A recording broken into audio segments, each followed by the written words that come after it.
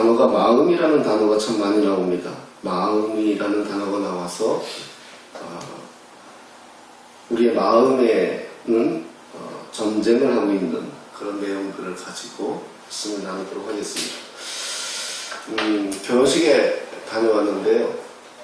저는 이제 그 하얏트 호텔이었어요. 근데 우리도 신혼여행 갔던 데가 하얏트 호텔이었어요. 네, 그래서 옛날 생각이 조금 났습니다. 우리 집사람은 호텔방 들어가는데 신발 벗고 들어가고, 근데 또 들어가는데 그 당시에 카드키가 우리는 카드키라는 걸 몰랐어요. 그 카드키를 갖고 들어가야 되는데 이걸 할 줄을 몰라가서 또 집에 그 일하시는 분이 와서 또 열어주고, 근데 또 들어갔어요. 들어갔는데 또 그걸 꼽아서 불 켜는 걸 또 몰라가지고 또 불러가지고 또 와서 불 켜주고 내려가고 그렇게 갔었는데, 그래가지고 또 그 아침에 나올 때 나는 좀 이렇게 좀 쪼잔해가지고 그 기념품이다 해가지고 다 챙겼잖아요. 제가 가운까지 다 챙겼어요. 심지어 침대포까지. 그리고 냉장고 열었더니 육포가 그 당시에 되게 귀했어요.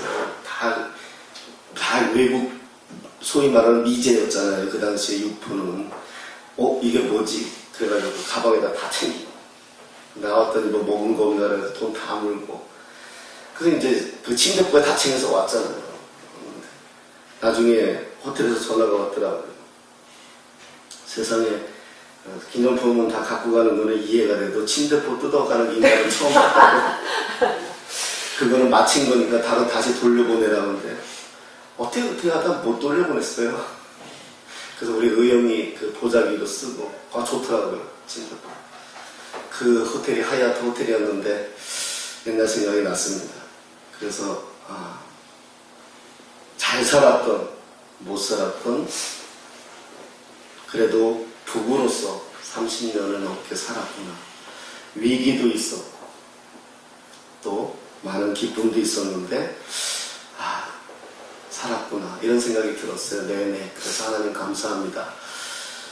잠시라도 붙잡아주지 않았다면, 내 마음대로 살게 했다면 우리는 어떤 위기를 만났을까요?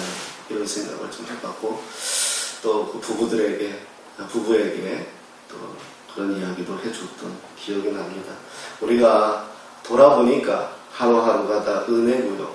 돌아보니까 하루하루가 다 하나님의 인내하심에서 기다려주시는 것 통해서 우리가 이만큼 살아왔구나. 이런 생각을 하게 되더라고요. 벌써 우리가 30년이 넘었으니 엄청 빨리 세월이 간 것 같습니다. 예. 먼저 시간이 안 돼서 다 읽어보진 않았는데요. 18절, 19절 말씀 한번 읽어볼게요. 18절, 19절 같이 읽겠습니다. 시작. 내 속 곧 내 육신에 선한 것이 거하지 아니하는 줄을 아노니 원함은 내게 있으나 선은 행하는 것은 없노라. 내가 원하는 바 선은 행하지 아니하고 도리어 원하지 아니하는 바 악을 행하는도다. 아멘. 그죠?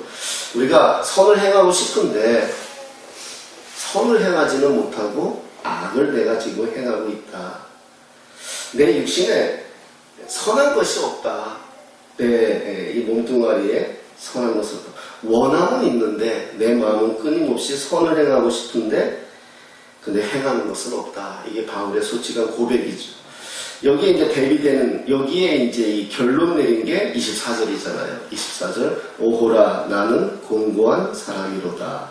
이 사망의 몸에서 누가 나를 건져내랴. 이렇게 자신을 이제 재판하는 거죠. 난 이런 사람입니다. 바울은 이런 생각을 꿈에도 해보지 못한 사람이지 않습니까? 최고의 학문을 한 사람이죠. 또 괜찮은 가문이었죠. 몇 개의 외국어를 하면서 이미 종교적으로나 사회적으로나 인정을 받은 사람이죠. 그래서 자기는 괜찮다라고 여겼고 내가 생각하는 것은 옳다라고 여겼기 때문에 그리스도인들을 보면서 저들은 잘못했다고 판단한 사람이었죠. 그런데 예수님을 만나고 자기 자신을 성령 안에서 들여다보니까 나는 전혀 선을 행할 수 있는 능력이 없는 사람이다. 이렇게 선언하는 거죠. 우리가 있잖아요. 예수님을 믿잖아요. 저도 이제 교회에서 새가족부도 담당해 본 적이 있고, 보면은 참 희한해요. 처음에 예수 믿으면 좀 이랬으면 좋겠는 거예요. 막 교회에 막 예를 들어 우리 꿈꾸는 게 어떤 사람이 왔어요. 그러면 이제 목사는 기도하잖아요. 하나님, 저가 정말 하나님의 살아계심을 경험했으면 좋겠습니다. 막 이러면 하나님이 막 그 사람에게 막 복을 주고 막 뭔가 주면은 이 사람, 야, 내가 교회 나와서 이런 복이 있는가벼. 뭐 이러면서 내가 꿈꾸는 교회를 잘 왔는가벼. 막 이러면은 저절로 부흥이 되고 그 사람 떠나려도 안 떠날 거 아니에요. 근데 안 그렇더라고요. 정말 그래요. 10명 중에 8명 꼭 시련이 오고요. 꼭 환란이 오고요. 교회에 처음 발 디뎠는데 갑자기 뭐 교통사고가 났어요. 막 이러고요. 정말 그래요. 제가 한 20년 목회 생활을 하면서 정말 그런 거 많이 봤어요. 희한한 거예요.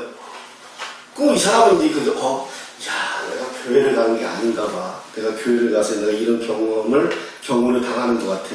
역시 우리 어머니들, 우리 고모 말씀처럼 절로 갔어야 되는데 또 이런다고요. 정말 그런 거에서 설득도 하고요. 이해도 시키고 그랬어요. 예수를 처음에 딱 영접하면은요, 제일 먼저 들어오는 게 갈등이에요. 갈등.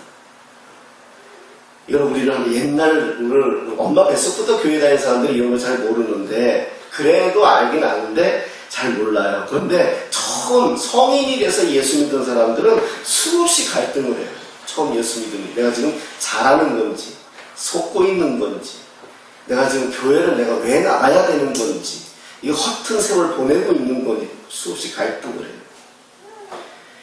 그리고 심지어 나는 예수 믿기 전에는 난 자기 의지로 살았던 사람이잖아요. 자기의 힘과 자기의 능력으로 살았던 사람이잖아요. 이건 저도 그랬어요. 저는 울면 안 된다고 생각했던 사람이고, 어떤 상황에서도 내가 포기를 할지언정 고개를 숙이면 안 된다고 생각했던 사람이거든요.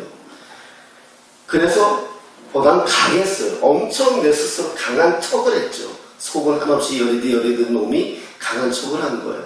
근데 예수님을 딱 만나고 나니까 그냥 눈물이 자꾸 나요. 늘 그냥 나요. 그래서 내가 좀 뭔가 좀 당한 거 아닌가? 이런 생각이 들 정도로, 야, 내가 지금 이상해진 거 아닌가? 교회에 와서 내가 일어나. 그렇게 생각이 들 정도로 그런 경험들이 있어요. 여기서 갈등하고 여기서 무너지고 넘어지는 분들이 있어요. 그래서 신앙의 그 깊이로 들어가려 할 때 주저하게 되고 불안한 증세도 가지게 돼요. 그런데 요즘 요걸 설명하기 위해서 이 이야기를 할게요.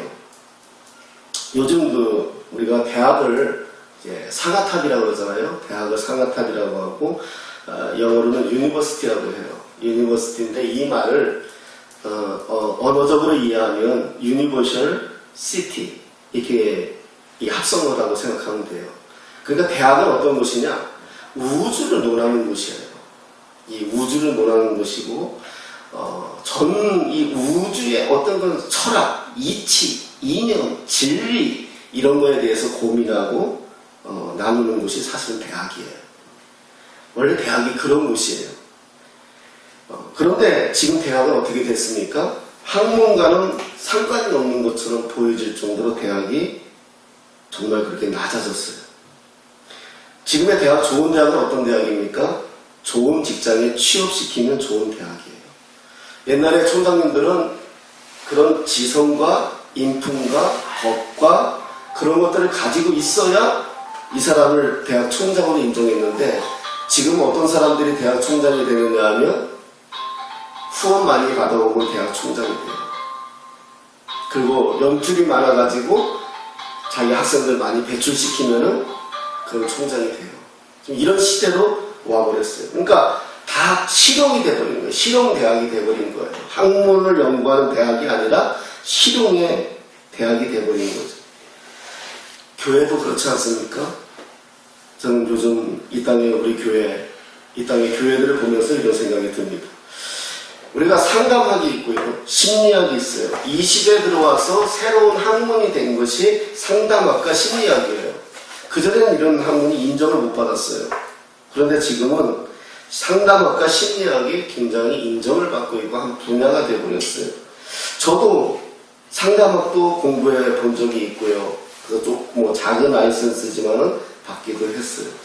그래서 상담을 공부하면서 제 자신을, 저는 다른 사람을 상담해 주는 것보다 제 자신을 들여다보는데 많은 도움을 받았어요.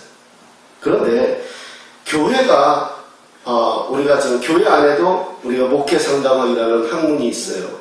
그걸 가르쳐요. 신학교에서 목회 상담학 안에 목회 심리학도 있어요.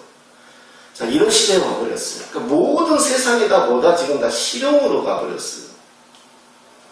그러니까 사람을 이해하고 사람을 변화시키고 사람을 가르치고 사람을 즐겁게 하고 사람을 유익하게 하는데 모든 초점이 맞춰져 있는 거예요. 이 세상은 다 그래요.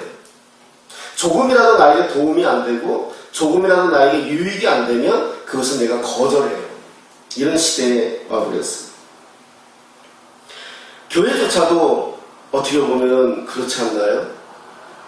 복에 대한 이야기, 또 교회 오면 잘 된다는 이야기, 또 교회 오면 행복하다는 이야기, 교회 오면 즐겁다는 이야기, 교회 오면 은혜 받는다는 이야기, 뭐 이런 이야기를 우리가 많이 하잖아요. 전도할 때도. 근데 정말 그럴까요? 우리가 왜 이런 말을 제가 장황하게 말씀을 드리냐 하면 성경은 우리의 복하고 상관없어요.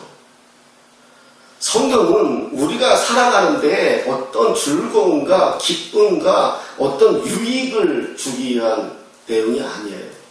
성경은 철저하게 뭐냐면 하나님의 말씀을 통해서 자신을 보게 만드는 거예요. 바울이 하나님을 경험하고 처음으로 지금 맞이하는 게 뭡니까? 오호라 나는 공고한 자루다. 이거 하나 발견한 거예요. 나는 괜찮은 놈이야. 나는 가말리엘 문화생이야. 나는 시민권도 있어. 나는 괜찮은 사람이야. 라고 여겼던 바울이 어느 날 눈이 감겨지고 그 자기가 핍박했던 그리스도인들이 놓여져 있는 그 마을 한 구석에 뚝 떨어졌을 때 바울의 심정이 어떻겠어요? 자기가 죽이려고 했던 사람들이 그 주변에 많은데 자기가 이제 눈이 감겨져서 예수님을 만났을 때 눈이 감겨졌잖아요. 그 놓여져 있다고 생각해 보세요. 자기 자신을 들여다보고 그 두려움과 그 가운데에서 그 아나니아 찾아와서 형제 사울아 라고 했을 때 그리스도인에 대해서 다시 생각했을 거고 그 다음에 어떻게 합니까? 광야로 들어가지 않았습니까? 3년 동안 자기는 철저하게 하나님 앞에서 자기 자신을 내어놓은 거죠. 그래서 하나님의 말씀은 우리는 이 땅의 모든 것은 다 실용으로 갈지언정 우리 교회만큼은 하나님의 말씀을 대하면서 우리의 유익이 먼저가 아니라 나 자신을 먼저 들여다보고 나를 변화시키는데 우리가 더 먼저 의미를 가져야 된다라는 것을 우리가 로마서 7장을 통해서 볼 수가 있다는 것입니다. 원함은 있으나 선을 행할 수 없는 나, 이렇게 바울은 자기를 소개합니다. 내 안에 이 두 개가 싸우고 있다는 겁니다. 2차 대전하고 있는 거죠. 그러면서 바울은 다시 율법을 가지고 설명합니다. 우리 7장 7절 말씀 한번 보겠습니다. 7장 7절 같이 읽겠습니다. 시작. 그런즉 우리가 무슨 말을 하리요? 율법이 죄냐? 그럴 수 없느니라. 율법으로 말미암지 않고는 내가 죄를 알지 못하였으니 곧 율법이 탐내지 마라 하지 아니하였더라면 내가 탐심을 알지 못하였습니다. 아멘. 율법으로 죄를 깨닫는 것인데, 그러니까 이 말은 율법을 통해서 나를 봐야 된다는 거죠. 여러분 율법 하면은 제일 먼저 생각나는 게 십계명 아닙니까? 첫째 계명이 무엇입니까? 둘째 계명이 무엇입니까? 우상 숭배하지 말라는 거죠. 우리는 그거 너무 잘 알고 있습니다. 그래서 우리는 말하죠. 적어도 나는 우상 숭배 안 합니다. 이렇게 말할 것입니다. 그런데 과연 그럴까요? 자식 앞에서, 돈 앞에서 우리가 자유롭습니까? 정말 우리가 그 우상이 이 돌덩이를만 가지고 생각하지 마시고 내가 하나님보다 조금이라도 높이 생각하고 있다면 그게 우상이지 않습니까? 요즘 이 시대의 우상은 자녀예요. 우리 부모님들, 우리 시대까지만 해도 부모님들이 그렇게까지는 안 했는데, 우리 지금 우리 자녀들의 자녀 세대는요, 자녀들이요. 왜 하나뿐이 없잖아요, 자녀들이. 온통 관심이 다 거기에 가 있어요. 그런 것을 저희가 많이 해요. 그럼 우리가 우상숭배에 자유로울 수 있을까요? 그렇지 않다는 거죠. 우리는 연약합니다. 그리고 우리는 고백합니다. 나는 연약하구나, 어쩔 수 없구나, 이렇게 우리가 넘어가죠. 그래서 우리가 율법을 통해서 내가 잘못되었구나, 내가 고장났구나, 이거를 우리 13절 말씀 한번 보겠습니다. 13절 말씀 우리 같이 읽겠습니다. 시작. 그런즉 선한 것이 내게 사망이 되었느냐? 그럴 수 없느냐? 오직 죄가 죄로 드러나기 위하여 선한 것으로 말미암아 나를 죽게 만들었으니 이 계명으로 말미암아 죄로 심히 죄되게 하려 함이라.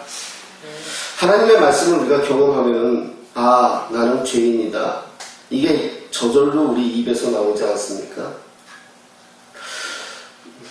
이 율법의 경험 없이 자기를 들여다보는 것을 경험하지 못하면 그때부터 위선이 되는 겁니다. 그리스도인들이요. 사람 앞에서는 그래도 괜찮아요. 속일 수 있으니까요. 우리에게 그런 능력이 있잖아요.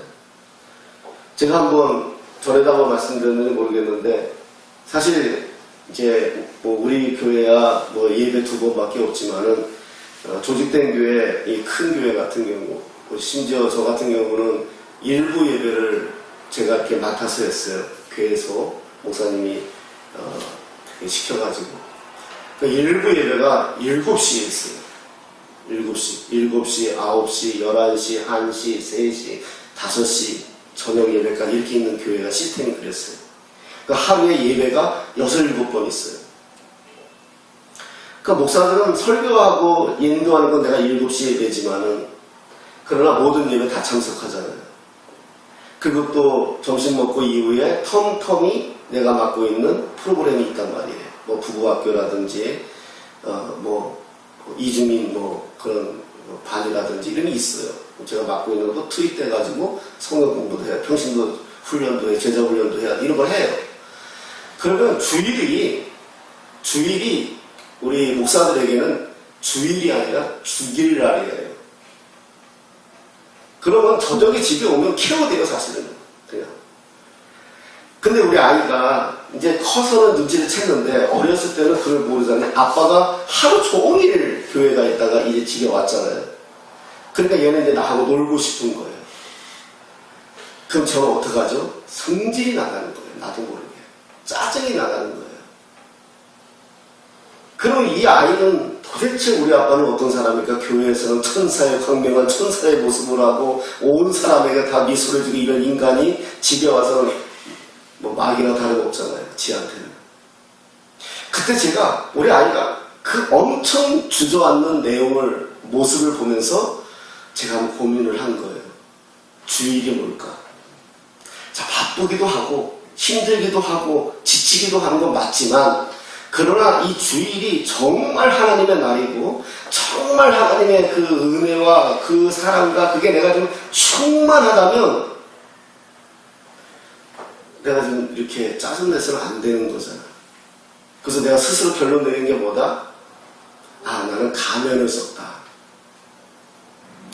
주일이 정말 행복해서 정말 즐거워서 사람들 만나서 할렐루야 반갑습니다 안녕하세요 잘 지냈어요 야 오랜만이다 안아주고 뽀뽀해주고 만져주고, 이것이 정말 내가 예수로 행복해서 즐거워서 정말 내 안에 성령으로 충만해서 이 사람들이 다 천사로 보여가지고 내가 한 게 아니라 목사기 때문에 사람들에게 그런 모습을 보였다는 거야.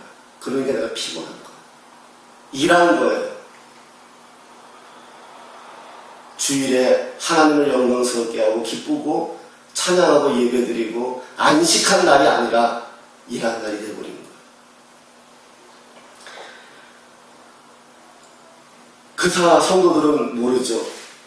손목사 항상 유쾌해, 밝아, 아, 재밌어, 즐거워, 아, 목사님하고 같이 있으면 제가 신이 납니다, 이러죠. 사람을 속일 수 있죠. 이런 사람들이 2000년 전에 있었습니다. 누굽니까? 바리새인들이에요. 주님은 이들을 향해서 뭐라고 말했죠? 무덤에 회칠한 자들이라고 말했어요. 속은 썩어져 들어가 있는데 겉만 깨끗하게 괜찮은 것처럼 포장한 사람들이라는 거죠. 말씀으로 자기를 들여다본 바울이 고백하는 내용이 7장 9절입니다. 우리 9절 한번 보겠습니다. 9절 한번 읽겠습니다. 시작. 전에 율법을 깨닫지 못했을 때에는 내가 살았더니 계명의 이름에 죄는 살아나고 나는 죽었도다. 이 말을 가만히 들여다보니 이거예요. 내가 하나님의 말씀을 제대로 몰랐을 때에는 하나님의 말씀을 제대로 못해 내가 살아있었다는 거예요. 내가 그렇게 살았다는 거예요. 근데 내가 하나님의 말씀을 정말 깊이 있게 깨닫게 되고 알게 되니까 나는 죽어버렸고 나에게서 죄만 살아나더라. 이 말은 무슨 나쁜 말이 아니라 무슨 말이냐면 내가 정말 내가 알지도 못하는 죄가 나타나더라는 거예요. 보게 된다는 거예요. 알게 된다는 거예요. 이런 게 내가 있는지도 몰랐어요. 내가 이런 사람인지도 몰랐어요. 제가 아는 목사님이 한번 그런 간증을 하는데 제가 은혜를 받았어요. 이분이 목사인데 부부싸움을 했어요. 부부싸움을 했는데 침대에서 둘이서 대화하다 싸우게 돼가지고 저 아니에요. 네. 침대에서 대화하다 싸우게 돼가지고 자기도 모르게 옆에 있는 그 이렇게 불 켜고 하는 그거 있잖아요. 이거 스탠드. 그거 갖다가 바닥에 팍 자기 사모한테 집어 던질 수는 없고 바닥에다 집어 던졌대요. 근데 그게 퍽 깨지면서 유리가 팍 터지는데 자기 머릿속에 팍 떠오르는 게 있더래요. 자기 아버지가 살아계실 때 자기 엄마한테 한 행동이더래요. 자기는 그걸 정말 저주했고 정말 미워했는데 어느 날 내가 똑같이 아버지처럼 하고 있더라는 거예요. 바로 이거예요.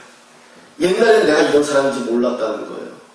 나는 목사니까 난 괜찮은 사람이라고 생각했고 나는 온전하다고 믿었는데 어떤 상황이 돼버리고 나니까 내가 옛날 내가 그렇게 싫어하던 아버지의 모습을 똑같이 하고 있더라는 거예요.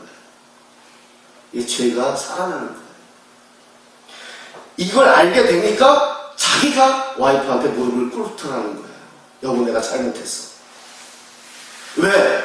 과거에 내 어머니가 내 아버지한테 이런 수모를 당하고 이런 아픔을 당했을 때 자기는 어려서 힘이 없어서 두렵고 떨고 있을 때 엄마의 그 슬픈 모습을 자기는 봤기 때문에 그게 오버랩이 되니까 그게 살아나고 깨닫게 되니까 내 아내도 지금 그러고 있다는 걸 보여지더라는 거예요. 엄마처럼 지금도 두렵고 떨고 서 있는 게 보여지더라는 거예요. 그러니까 이걸 알게 되니까 자기가 무릎을 꿇었다는 거예요. 여보 내가 잘못했다. 이게 죄를 깨닫는 거예요. 하나님의 말씀이 내 안에 들어오잖아요. 내 영과 혼과 골수를 쪼개기까지 한다고 하는데 이것이 들어오면 내 죄들이 막 살아나요. 드러나요. 막 드러나요. 내 죄들이 드러나는 거예요. 전에는 알지도 못했던 내 죄들이 막 드러나는 거예요. 그랬을 때 나오는 단어가 뭡니까? 오호라 나는 공고한 자로다. 이거 어떻게 하면 좋겠니? 이거거든요. 이걸 내가 깨달아야 되겠다는 거예요. 자, 이 고백이 13절인데요. 13절 한번 읽어보겠습니다. 13절 시작. 그런즉 선한 것이 내게 사망이 되었느냐? 그럴 수 없느니라. 오직 죄가 죄로 드러나기 위하여 선한 그것으로 말미암아 나를 죽게 만들었으니 이는 계명으로 말미암아 죄로 신이 죄되게 하려 함이라. 아, 나는 죄인이구나 라고 깨닫게 되는 것을 고백하고 자기가 하죠. 우리가 9절 말씀 한번 더 보겠습니다. 9절 다시 한번 더 읽겠습니다. 이거 읽겠습니다. 시작. 전에 율법을 깨닫지 못했을 때에는 내가 살았더니 계명의 이름에 죄는 살아나고 나는 죽었도다. 죄를 깨닫게 되는 거죠. 자, 이제 여기서 오늘 말씀의 이 결론입니다. 중심입니다. 뭐냐 하면 이것을 알았으면 내가 이러한 존재라는 거, 하나님의 말씀을 가지고 나를 들여다보니까 내 죄가 이렇게 살아나고 난 정말 이런 사람이라는 걸 알았을 때 뭘 해야 되느냐? 싸워야 된다는 거예요. 이 죄하고 싸워야 된다. 아까 제가 대학이 실용학문을 이야기했는데 뭘 얘기를 하고 싶으냐 하면은 교회도 우리가 실용적이지 않느냐 이런 말을 했냐 하면 우리가 신앙생활하면서 한 번도 나하고 싸워본 적이 없는 거예요. 그냥 기도하면 다 된다고 생각하고요. 예수 잘 믿으면 복 받는다고 생각하고요. 예수 잘 믿으면 내 자식이 잘 된다고 생각하고요. 이렇게만 살아왔던 거예요. 그러니까 조금만 어떤 이 나의 약점을 파고들면 우리는 견딜 수가 없는 거예요. 싸워보질 않은 거예요. 제가 옛날에 한 번씩 그 비유 들었던 건데요. 여러분, 이 평상시에 하수구 보면은요, 하수구 이렇게 보면은 물이 깨끗해요. 하수구인데도 깨끗해요. 그런데 거기다가요, 작대기 하나 집어넣어가지고 한번 휘저어보세요. 그러면 저기 땅속에 있던 멸치대가리 뭐 다 올라와요. 여러분, 이게 우리 마음이에요. 우리가 신앙생활을 하면서 그저 예배하면서 고고한 생활하면 나 괜찮은 사람이라고 얘기해요. 아, 나 예수 믿는 사람이야. 왜 이래? 그러니까 어디 가서 무슨 문제 생기면 잘못해놓고선 난 교회 다니는 사람입니다. 나 교회 장로입니다. 교회 목사입니다. 이렇게 말하죠. 저도 마찬가지 아니겠어요? 집어넣고 뒤집으면 3년 전에 먹은 콩나물 대가리 다 올라오는 거예요. 누가 내 이 가만히 있지만 나의 아픈 점을 한번 쑤셔보세요. 나의 약점을 한번 쑤셔보세요. 나에게 한번 욕을 한번 해보세요. 제가 3년 전에 먹은 멸치 대가리, 콩나물 대가리 다 올라오는 거예요. 그게 우리의 모습인데 우리 그걸 가리고 있다는 거죠. 그래서 경건한 것처럼 은혜가 가득한 것처럼 그걸 가지고 싸워보지 않았다는 거예요. 내 안에 있는 이런 문제를 가지고 14절, 15절 말씀인데요. 우리 한번 읽어보겠습니다. 14절, 15절 시작. 우리가 율법은 신령한 줄 알거니와 나는 육신에 속하여 죄 안에 팔렸도다. 내가 행하는 것을 내가 알지 못하노니 곧 내가 원하는 것을 행하지 아니하고 도리어 미워하는 것을 행하니라. 우리는 고백합니다. 성령이 우리 안에 계시다는 것을 고백합니다. 그럼에도 우리는 우리의 부패와 나의 인격과 나의 양심의 마음을 보지 못합니다. 이것을 바울은 뭐라고 얘기하느냐? 죄악의 신이다. 이렇게 이야기합니다. 이 죄의 법이 내 안에서 새로 잉태된 하나님의 법과 갈등하고 있다는 겁니다. 바울은 이것을 거룩한 갈등이다. 이렇게 소개합니다. 우리 그리스도인들은 적어도 이 갈등을 해야 됩니다. 이 갈등을. 그런데 이거 하기 싫은 거예요. 그저 인스턴트식으로 그때 때우고 싶은 거예요. 십자가 앞에서 정면으로 마주치고 싶지 않은 거예요. 십자가 앞에서 정말 내가 이렇게 연약한 자라는 것을 보이고 싶지 않은 거예요.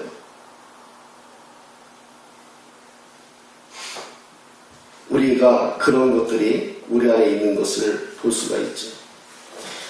바울은 18절에서 그 내용을 결론 내립니다. 18절 한번 읽겠습니다. 자기 자신을 고백하는데 읽겠습니다. 시작. 내 속 곧 내 육신에 선한 것이 거하지 아니하는 줄을 아노니 원하는 내게 있으나 선을 행하는 것은 없노라. 아멘. 선을 행할 수 있는 능력이 없다. 이렇게 자기 자신을 고백합니다. 지금 우리는 로마서를 보고 있습니다. 1장부터 7장까지 무엇을 보았습니까? 인간은 날 때부터 태생부터 죄인인데 죄인이 어떻게 하나님 앞에 의롭다함을 얻을 수 있느냐라는 것입니다. 그동안 우리는 하나님이 주신 율법만 지키면 의인이 된다라고 믿었는데 이 시대에도 표현하면 교회만 다니면 우리는 천국 간다고 믿었는데 그 율법을 우리는 지키지도 못하면서 스스로 의롭다 여기고 있는 2000년 전의 유대인들처럼 우리는 교회만 다니면 구원받는 것처럼 이야기하고 구원받는다라고 착각하면서도 여전히 성경이 가르치는, 예수님이 가르치는 것을 몸소 행할 수 있는 능력이 우리에게 없다라는 것을 말하는 겁니다. 여러분, 칭이라는 것을 우리가 이야기합니다. 그래서 우리는 칭함을 받기 때문에 믿기만 하면 돼. 사실은 바울은 그걸 이야기하는 거 아닙니다. 우리가 믿기만 하면 의로움을, 칭함을 받는다, 그런 의미가 아닙니다. 믿음이라는 것은 뭐냐면 그 믿음이 내 안에 들어와서 믿음으로 살아낼 수 있는 능력이 되어지는 결과를 말하는 겁니다. 머릿속에 믿음을 이야기하는 게 아니라 이성으로 믿는 것을 이야기하는 것이 아니라 믿는 것에 멈추는 게 아니라 믿는 것을 내 삶에서 드러날 때 그게 믿음입니다. 그래서 믿음은 명사가 아닙니다. 동사입니다. 길거리에 거지가 있습니다. 거지에 내 마음은 거지한테 돈을 주고 싶어. 저도 이거 많이 경험해요. 요즘은 어떤데 지하철에 보면 이렇게 찬송가 틀어놓고 다니면서 이렇게 구걸하시는 분들이 있잖아요. 그 마음은 그래요. 아, 그래도 참 찬송가를 부르니까 그래도 좀 드려야지. 이러면서 이제 주머니를 뒤적뒤적 거리잖아요. 10,000원짜리와 1,000원짜리를 구별해내는 데는 능력이 저에게는 있어요. 그래가지고 이렇게 이제 하잖아요. 근데 막상 내 앞에 딱 오면 못 줘요. 왜? 사람들이 다 쳐다보고 있으니까 괜히 못 적은 거예요. 이걸 한 거예요? 안 한 거예요? 안 한 거예요. 머릿속에는 이 사람을 도와주고 싶은 생각이 있었지만 용기를 내서 내가 돈을 못 넣어준 거예요. 근데 나는 어떻게 착각하죠? 착하다는 거예요. 이런 마음 내가 가졌다는 거예요. 믿음도 마찬가지라는 거예요. 내가 믿는다는 것은 뭐냐면 예수를 위해서 살 수 있는 걸 말하는 거지 예수를 내 머릿속에 가두고 있는 거 아니라는 거예요. 바울은 그걸 이야기하는 거예요. 그게 칭이라는 거예요. 예수 믿으면서도 여전히 죄에 넘어지고 여전히 세상 것에 무너지고 있는 우리 자신을 보면서 우리는 죄가 크면 은혜가 크다 이렇게 고백하면서 스스로 착각하고 살고 있다는 것입니다. 여러분, 성화가 무엇입니까? 싸우는 겁니다. 피 흘리기까지 죄와 싸우는 겁니다. 자, 이게 25절입니다. 우리 25절 같이 한번 마지막으로 합독하겠습니다. 시작. 우리 주 예수 그리스도로 말미암아 하나님께 감사하노라. 그런즉 내 자신이 마음으로는 하나님의 법을, 육신으로는 죄의 법을 섬기노라. 아멘. 이 로마서 7장 25절이 없었다면 우리의 복음은 다 작아요. 저는 로마서 8장을 많은 사람들이 뭐 반지의 보석이다, 복음 중에 복음이다 이렇게 이야기하는데 맞습니다.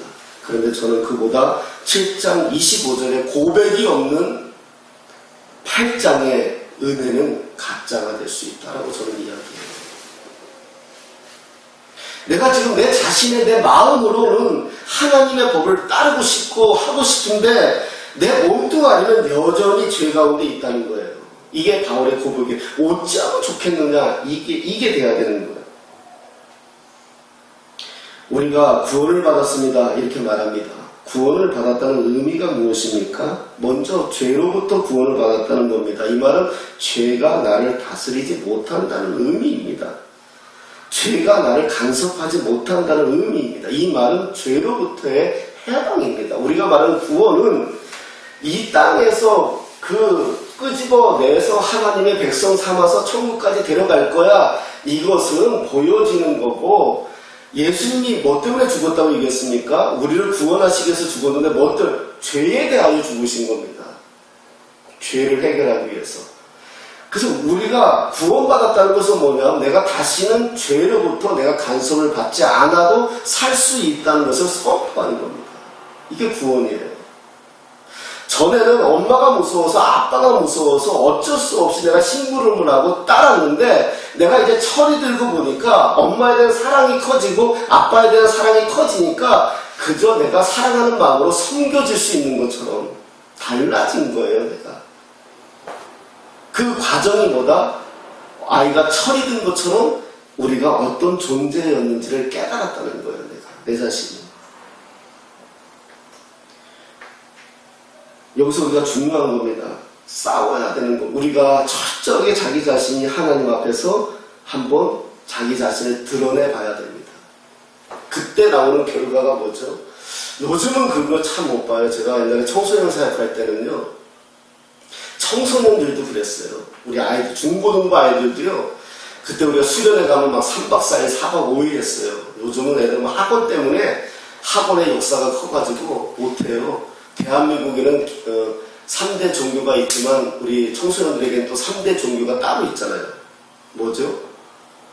서울대학교, 연세대학교, 고려대학교. 예, 이 세 개가 삼위일체잖아요. 우리 청소년들에게는. 그러니까 애들 데리고 가는 건 정말 힘들어요. 그래서 저도 중등부 전도사 때, 고등부 전도사 때 수련회 한번 데려가려고 하면 정말 힘들었어요. 그래서 설득하고요, 부모님 설득하고 하고요, 선생님, 정말 선생님한테 전화까지 드리고요. 이 고3인데 어떻게 전도사님, 교회 다닐 전도사님이 애들 대학 책임집니까? 막 이렇게까지 선생님들이 얘기하면 막 얘기하고 그랬어요. 그렇게 해서 애들 데려갔어요. 그래도 그때는 막 3박 4일, 4박 5일이 됐기 때문에 애들이 좀 뭔가 젖어질 수 있는 시간이 있었어요. 요즘은 1박 2일, 2박 3일도 힘들어요. 그래서 애들 데리고.